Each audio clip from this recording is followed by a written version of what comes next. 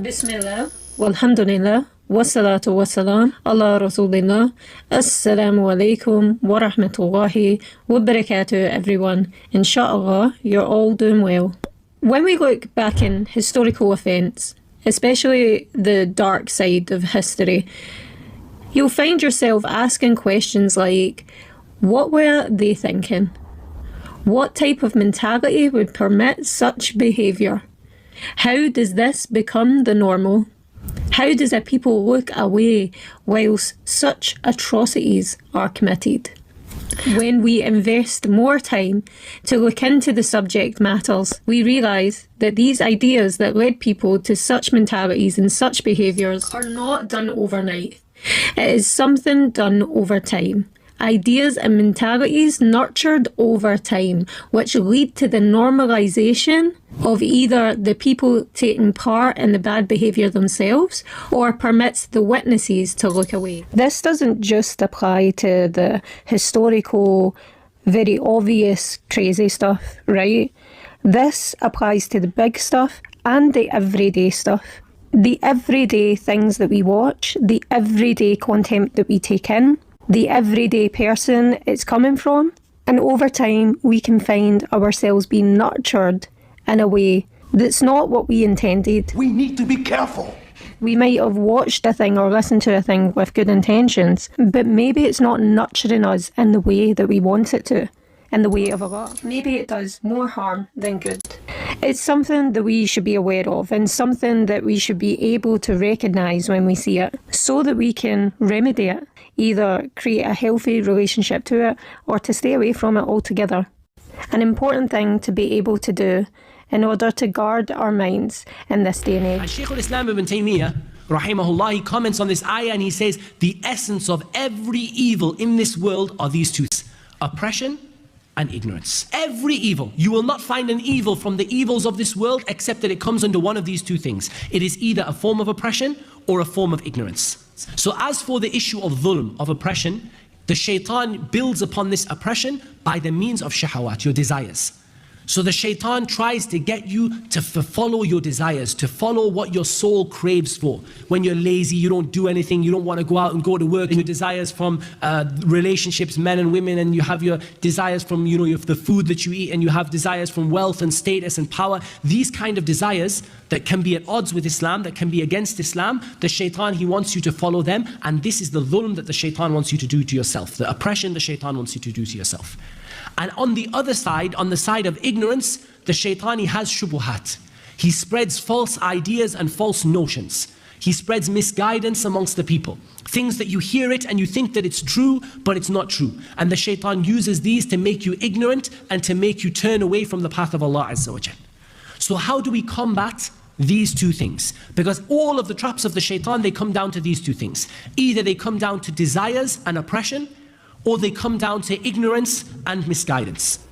In today's world, we are constantly bombarded with information from social media platforms, from news outlets, trends and influencers, from the non-Muslim sphere to the Muslims. And while some of the information may be beneficial, much of it can slowly or quickly lead us away from the values and principles which we should be holding on to dearly. I want you to protect yourself.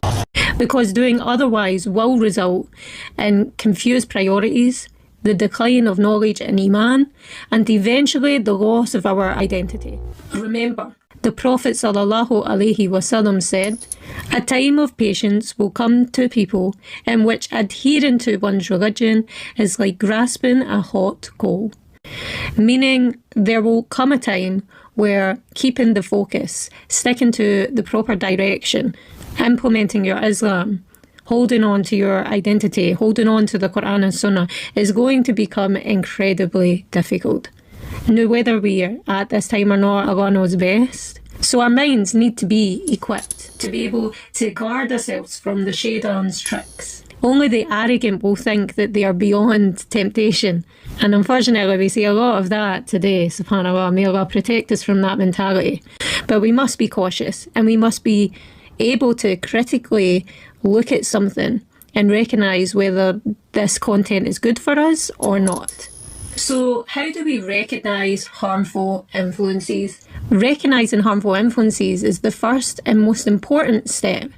Knowledge of the right and wrong is essential. We shouldn't measure the good and the bad by the society that we live in. We should be honoured to say such a thing, because we know that no matter where we are in the timeline, we have exactly what we need to get us through.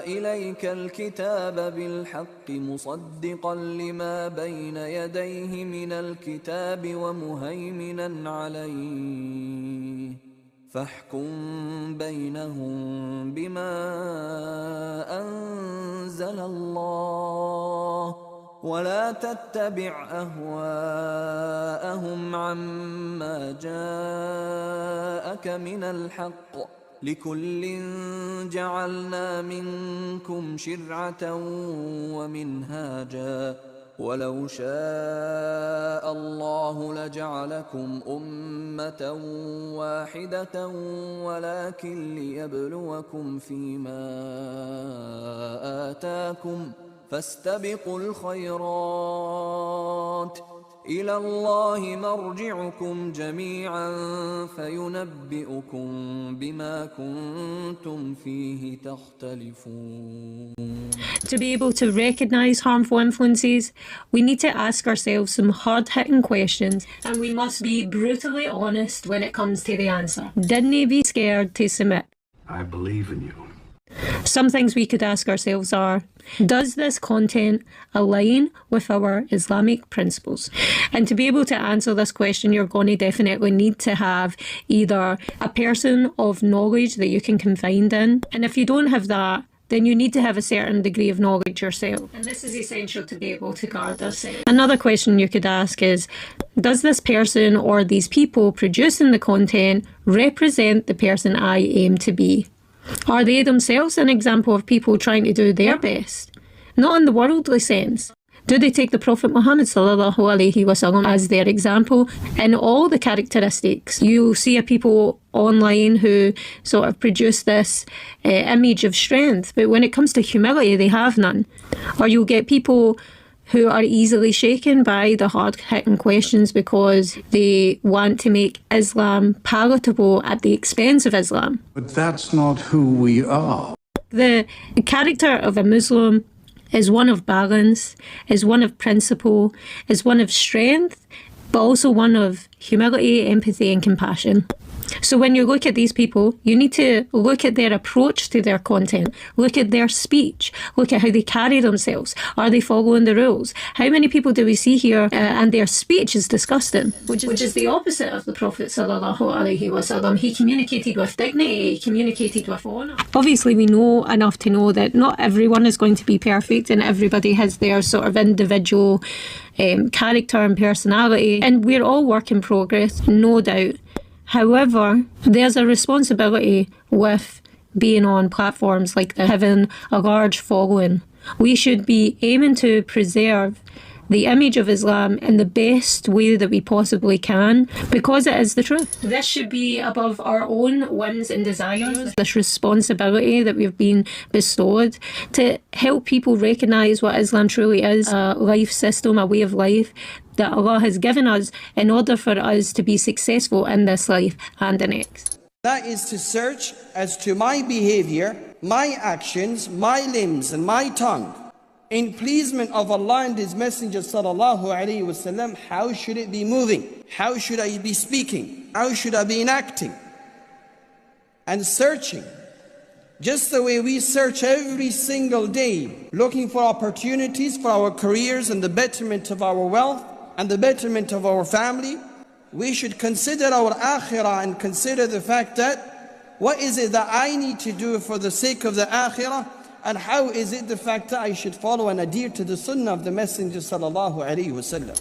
Another important question to ask ourselves would be, does this content bring me closer to Allah, or does it distract me from that path and that focus? Asking ourselves these questions and being honest with the answers should help us filter out what and who is beneficial from what and who is harmful. And the honesty part when it comes to the answers is important, right? We shouldn't allow our admiration for someone or the controversy of the content to justify us surpassing the balance when it comes to following them. You know, I've noticed this thing online that when anything controversial happens, that the truth of it is not really important to a lot of people. That people are prepared to blind follow someone just to liking their content or maybe watching their content for years. This is crazy. We are Muslims, we stand for the truth of things.